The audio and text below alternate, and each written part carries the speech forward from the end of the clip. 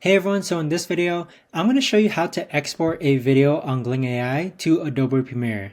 So this is going to be particularly useful for individuals. Let's say that you want to do the cleanup editing on Gling AI, but then proceed with your final edits on Adobe Premiere. How do you go ahead and actually do that? Either way, this video is going to be short, sweet, and simple, guys. There's not going to be a lot of steps involved.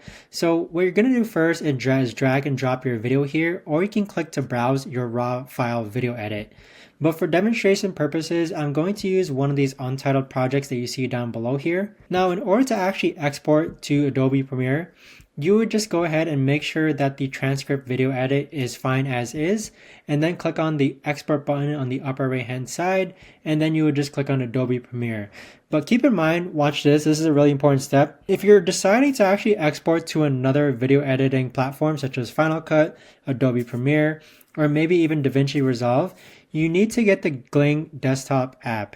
So it is free to use. You would simply just download it for your computer, and then afterwards log in using Gling AI, and then afterwards you can actually go ahead and export your Gling file to your desired video editing platform.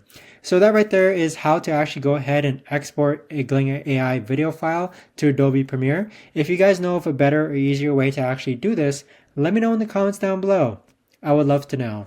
But thanks so much for watching, everyone, and I'll see you guys all in the next video.